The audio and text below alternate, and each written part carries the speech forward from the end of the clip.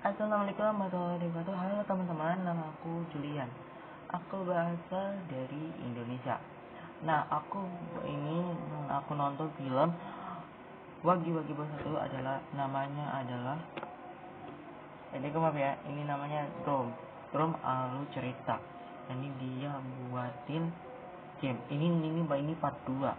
Yang ini part 2 guys, yang part 2. Ini Mami Nobles. Ntar itu cerita ketiga yang tambah seram adalah Sharknet. Itu tambah seram. Nah, aku bikin upload jam jam berapa tadi? Lupa gue. Tahu ya guys, jam berapa sekarang ya? Oke, gue bikin upload jam 4:50 menit. Artinya 3 menit ya? Iya benar, 3 menit. 3 menit atau 4 menit. Yaudah guys, ayo kita mulai nonton videonya. Yuk, let's go. Halo guys, kembali lagi di channel Drum dan selamat datang di plot Poppy Playtime. Tapi ada yang tulisan di bawah sini. Oke guys, ini udah lanjut. Jadi aku tahu ceritanya. Mainan. Mendengar kata itu, mungkin beberapa dari kalian langsung terpikir akan anak-anak. Iya, hal ini dikarenakan mainan memang sangat identik dengan anak-anak. Paling tidak sebelum pengaruh teknologi sebesar sekarang ini. Kalau sekarang mah hal yang paling identik dengan bocah ya. Sebaliknya, orang yang telah beranjak dewasa terkadang malah melihat mainan sebagai hal yang menyeramkan. Membayangkan berada di ruangan sempit yang dipenuhi dengan mainan anak kecil saja sudah cukup membuat bulu kuduk berdiri. Apalagi bila mainan itu bisa berbicara dan bergerak selayaknya manusia.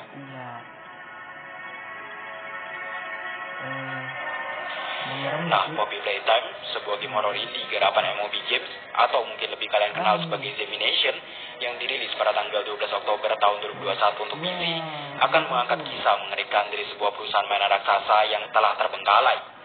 Sama halnya dengan misteri tidak adanya pintu pada game FF, atau misteri perbedaan grafik versi Max dan originalnya, Poppy Playtime juga menyimpan segudang misteri mengerikan.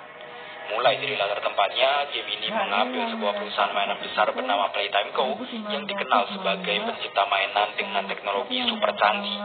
Mainan yang bisa berinteraksi selayaknya manusia pada umumnya. Untuk lebih jelasnya, silakan tonton iklan berikut ini.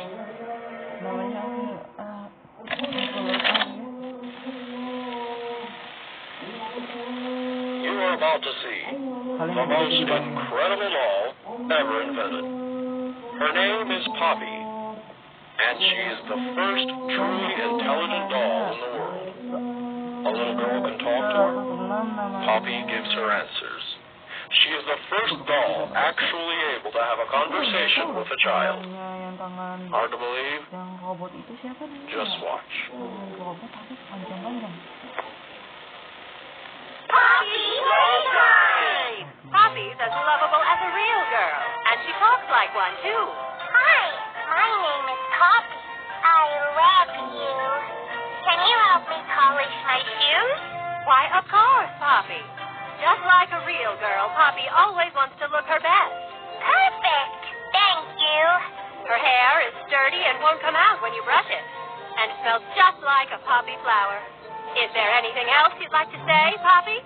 I'm a real girl, just like you. What's the time? Playtime! And if you've ever wanted to see how all of the nation's favorite toys were created, Playtime Co. is now offering factory tours at just $2.99 a person. An entire hour in the most magical toy factory on Earth. What are you waiting for? Come visit the factory. We can...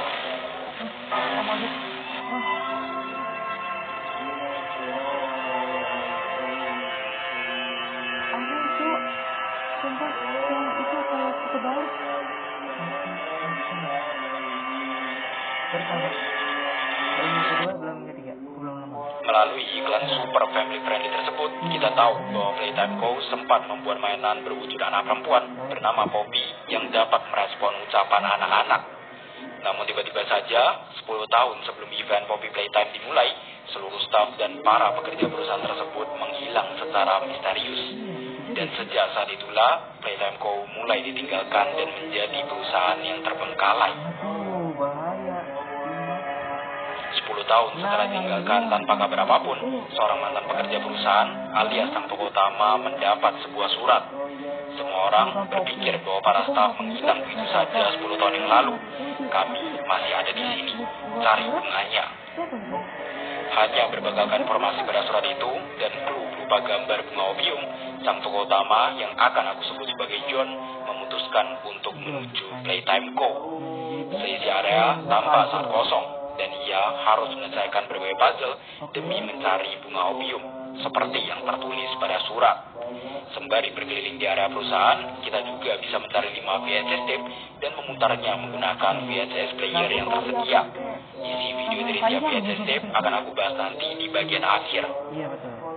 John kemudian mendapat sebuah alat bernama Grab Pack yang dapat digunakan untuk mengambil dan menarik barang dari kejauhan ataupun menyambungkan aliran listrik dari satu tempat ke tempat lainnya.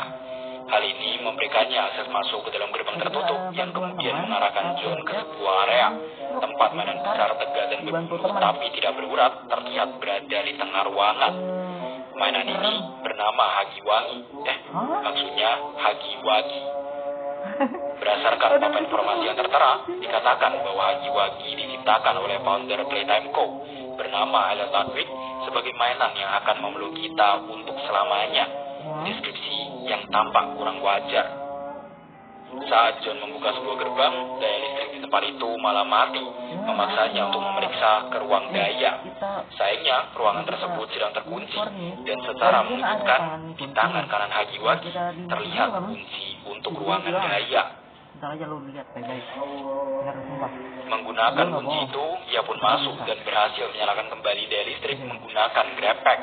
Namun, saat keluar dari ruang daya, Hagiwagi sudah tidak ada di sana. Bagaimanapun itu, dengan adanya daya listrik, John pun membuka gerbang yang ada dimasukinya sebelumnya dan mendapatkan tangan kanan dari Grab Pack, memberikannya akses masuk pada gerbang tertentu yang memerlukan 2 tombol untuk ditekan bersamaan. Masuk lebih dalam, John menemukan dirinya sedang berada di tempat produksi mainan, tempat sebuah mesin raksasa pencipta mainan bernama Megabrand berada. Sebuah pintu juga hanya akan terbuka bila mainan diletakkan di dalam tabung dekat sana. Melihat hal ini, John pun menyalakan kembali mesin Megabrand dan memasukkan 3 bagian mainan ke dalam mesin itu, menciptakan satu mainan utuh yang kemudian diletakkannya ke dalam tabung. Seketika itu juga pintu terbuka, namun tiba-tiba saja ada jam scare-nya.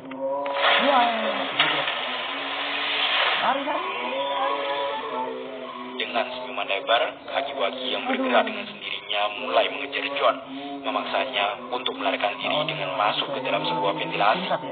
Semuanya akan baik-baik saja, atau tidak.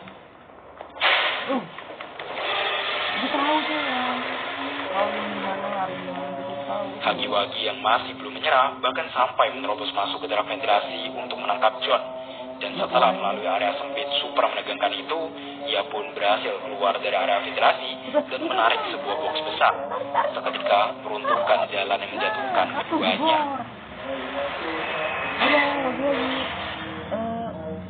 Beruntung, John terjatuh tepat di sebuah platform, tidak seperti Hagiwagi yang berakhir terjatuh dari ketinggian. Tidak lama setelah itu, ia menemukan sebuah pintu dengan gambaran bunga opium, gambar sama yang ada pada suratnya. Terlepas dari tulisan di sekitar pintu yang memintanya untuk berhenti dan memutar balik, John membuka pintu itu. Dan setelah melalui lorong panjang yang mengarahkannya ke sebuah rumah, ia menemukan Poppy yang sedang berada di dalam sebuah lemari kaca. Tanpa berpikir panjang, John membukanya.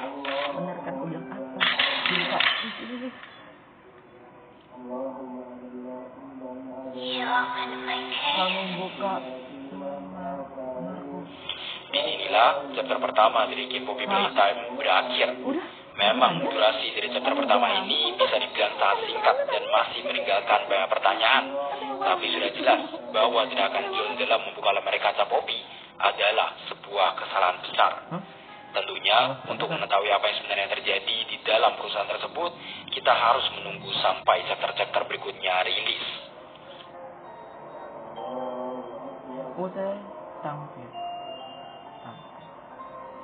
Setelah membahas alur perjalanan dari John seperti yang aku janjikan tadi, kita akan membahas mengenai 6 VHS tape yang ada pada game ini. VCC pertama adalah video iklan Playtime Co. yang sudah aku tunjukkan di awal video. Nah, pria di dalam video itu kemungkinan adalah Elliot Ludwig, pendiri perusahaan mainan Playtime Co. Ia adalah orang pertama yang memiliki ide untuk menciptakan mainan yang dapat berinteraksi selayaknya manusia pada umumnya. VHS tape yang satu ini adalah iklan mengenai Poppy, salah satu mainan yang dapat menjawab pertanyaan apapun dari anak-anak. Hi, my name is Leif Pierre, and I'm the head of innovation here at the Playtime Co. Toy Factory. If you're seeing this, then you're trespassing. Yeah, we play this little tape on loop whenever we close the factory for the day. So, trespasser, just to make you aware, while we pride ourselves primarily on our high-quality toys and excellent child care, we also pride ourselves on our security. For example, this facility is full of hidden motion triggers, which, once set off, will turn on the factory's emergency alarms and directly contact the authorities. And that's one of the more tame aspects of our security system. No spoilers. So, you've got my warning. It's not too late to turn around. I just hope that you're certain whatever you're doing is worth it. VHS tape kedua berisi penegasan dari Leif Pierre, orang yang bekerja sebagai kepala inovasi Playtime Co. Melalui rekaman itu, ia menegaskan bahwa selain mainan yang berkualitas, Playtime Co. juga tidak lupa mengutamakan keamanan perusahaannya. Melihat ruangannya yang dipenuhi. Nih, aku contoh ini. Lu sama gua berdua, kita berdua nih ada kakak nih. Nah, orang kita pergi. Terus kita pergi yang Poppy Playtime itu yang kita dititipkan di sana. Di sana ada kamar, makanan, olahan, dan juga ada. Tapi kita yang buat itu, kita berdua tuh kita buatin eksperimen buat anak-anak yatim piatu. Nah, bukan masalahnya mainannya, kasihannya tubuhnya disobek, ditarikin jadi berubah. Jadi mainan. Sorry guys, gue nggak tahu ini benar sumpah. Lu nggak tahu, dulu nggak. Sorry ya, jadi ntar kamu aja ceritain aja. Maaf ya, oke yuk, let's go ketemu. Dengan monitor, tampaknya Leif adalah orang yang bertanggung jawab untuk mengawasi gerak-gerik di perusahaan tersebut. VHS tape ketiga hanyalah sebuah tutorial mengenai grepek yang sudah sempat aku jelaskan tadi. Jadi langsung kita lewati saja. Oh, ada yang baru guys. Rich, where are they keeping the Huggy boxes? I don't know. I couldn't tell you. Remember when Magnus left him sweet with his place? No. Exactly. Nobody in this stupid company knows what they're doing. Oh, I swear I haven't seen a single box in its place since they started flooding the storehouse with orphanage junk. Right? I get it. It's a nice program. On brand. Just hard to be happy about manufacturing on our planet. Just we can't bring stupid Huggy boxes. Rich. You're right. It's for the orphans. I just wish there were less boxes. Anything else would be more available. If anything more, VHS tape keempat yang ditemukan di dalam sebuah gudang berisikan percakapan mengenai dua orang yang bekerja di dalam gudang perusahaan. Salah satu di antara mereka bernama Rich Avery tampak kesal dan terus mengeluh soal pekerjaannya. Hal ini dikarenakan keputusan Playtime Co. untuk membantu anak-anak panti asuhan. Membantu anak-anak panti asuhan bukanlah masalahnya, melainkan box-box berisikan mainan yang akan dikirimkan pada panti asuhan yang terus memenuhi sesi gudang, membuat pekerjaan Rich sangat terganggu. Bahkan ia menyebut gudang itu sebagai tempat yang tidak layak huni. Yang membuat rekaman ini menarik adalah reaksi dari pekerja lain yang sedang berbicara dengan Rich. Kalau kita perhatikan, sang pekerja lain selalu berusaha untuk menenangkan Rich dan tampak tidak banyak bicara, seolah ada sesuatu yang menahannya untuk membuka mulut. Mungkin saja perusahaan Playtime Co. telah memberikan pengawasan penuh pada para pekerjanya, bukan hanya orang yang masuk keluar perusahaan, melainkan para pekerja dari perusahaan itu juga diawasi oleh Leif Pierre. Berdasarkan salah satu poster yang ditempel, terlihat bahwa para pekerja tidak boleh beristirahat lebih dari 10 menit. Sebuah peraturan yang tentunya sangat menekan dan tidak manusiawi. Pekerja lain yang mendengar keluh kesah Rich berusaha untuk menenangkannya agar ia diam. Dan dengan begitu, mereka berdua tidak akan terkena masalah. Dengan kata lain, bekerja di dalam perusahaan Playtime Co. terasa seperti berada di dalam penjara. Waduh. Ayo, polisi maling ini mah. So, Stella, what made you want to work at the Playtime Co. factory? Playing with toys when I was young was so magical. I could go straight from my bedroom floor to anywhere in the world. It was such a great feeling. And being able to work at a toy factory, somewhere that can provide kids with that same experience, that's a pretty great feeling too. Sometimes though, I really wish I could go back to being a kid. I mean, and it's weird, because adults are just kids, but older. I don't think anyone ever really feels like an adult. Your body just gets older and older, and then you die. Poof. Human bodies just can't stay young forever. There's things though, like some trees that can stay alive even while being way older than a person. I mean, the oldest people to ever live are still younger than those. So I guess everyone is always young relative to something. Right? All right, I think we're getting a little off track. VHS tape kelima adalah rekaman suara seorang wanita bernama Stella Graber dalam wawancara kerjanya. Berdasarkan jawaban dalam interview itu, kita tahu bahwa Stella sangat antusias untuk bekerja di perusahaan tersebut. Namun, hal yang cukup aneh adalah pernyataannya mengenai seseorang yang tetap berjiwa muda meski tubuhnya sudah menjadi tua. Stella tampak cukup terobsesi dengan jiwa muda di dalam tubuh seseorang. Resep banyak. Final line in relation experiment 1006. The prototype.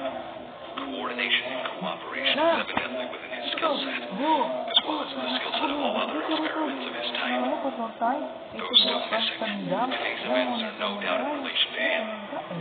His absence was a flaw in the scientific process, which should have under no circumstances been left unaccounted for. That's why I'm making this log, so that the same mistake won't be made twice. Any future experiments will need to be contained and disposed of in a secure location. I'm not worried about myself. One breakthrough and I'll be back. We must forge onwards in the name of science. Those who are beneath us understand it or not. End of. VHS tape terakhir adalah salah satunya rekaman yang paling misterius sekaligus yang paling mendekati kebenaran mengenai kemusukan perusahaan Playtime Co. Pria yang tampaknya adalah seorang kepala ilmuwan sedang melakukan percobaan eksperimen untuk kesekian kalinya. Dan di antara semua kegagalan itu, eksperimen nomor 1006 adalah eksperimen terakhirnya. Eksperimen yang berakhir pada terciptanya monster pembunuh mengerikan bernama Huggy Wuggy. Kita juga bisa mendengar suara samar-samar teriakan orang lain, menandakan bahwa di saat rekaman itu dibuat, Huggy Wuggy sedang membunuh siapapun yang dilihatnya. Sang kepala ilmuwan sendiri bukannya membantu, ia malah menyelamatkan dirinya sendiri dan berusaha untuk mencari cara agar eksperimennya dapat dilanjutkan lagi. Pada akhirnya, nasib dari sang kepala ilmuwan dibiarkan menggantung begitu saja. Jadi itulah pembahasan kisah dan semua VHS tape yang dapat kita temukan pada game Poppy Playtime. Melihat dari judulnya saja, sudah jelas bahwa Poppy akan memiliki peran yang besar pada chapter-chapter berikutnya, dan John membiarkannya bebas. Perihal jiwa muda di dalam diri tiap orang yang sempat dikatakan oleh Stella Graber juga menjadi sangat menarik, karena mungkin saja apa yang dikatakannya ini berkaitan dengan eksperimen sang kepala ilmuwan yang dilakukan di balik layar. Ada juga orang yang mengatakan, kalau diperhatikan lebih jelas lagi, saat Huggy Wuggy terjatuh dari ketinggian, kita bisa melihat darah keluar dari tubuhnya. Aduh, itu darah manusia itu. Tuh, darah manusia. Hal ini menandakan bahwa sang kepala ilmuwan melakukan eksperimen pada para pekerja yang ketahuan tidak patuh atau mengeluh saat bekerja. Bukan hanya hagi-wagi, pada beberapa area terlihat juga darah keluar dari boneka yang hancur. Selain itu, sang developer MOB Games juga sempat mempublish sebuah video mengerikan yang dijadikan sebagai teaser game Poppy Playtime. Inti dari video itu adalah mengenai langkah-langkah yang harus kalian lakukan untuk memelihara atau menjaga Poppy. Bagian awal video tampak cukup normal. Wajah Poppy dicat dengan rapi, sepatunya disemir, dan rambutnya disisir. Paling tidak, sebelum lehernya dibuka dan sesuatu diambil dari dalamnya. Kita bisa melihat sesuatu kemerahan yang keluar dari dalam tubuhnya, entah itu cat atau darah. Sekilas, tulisan Let Me Go atau Biarkan Aku Pergi juga muncul dalam video ini, sebelum kemudian jadilah mainan Poppy yang cantik. Kata Let Me Go yang sekilas muncul benar-benar terkesan sangat mengerikan dan mengganggu, seolah-olah ada jiwa seseorang yang memohon untuk dibiarkan pergi, entah bermaksud dibebaskan atau dibunuh saja, karena sudah terlalu sengsara. Tapi bagaimanapun itu, semua ini hanyalah teori yang muncul dari para pemain Poppy Playtime. Kalau kalian punya pendapat mengenai cerita dari game ini, bisa langsung komen di bawah.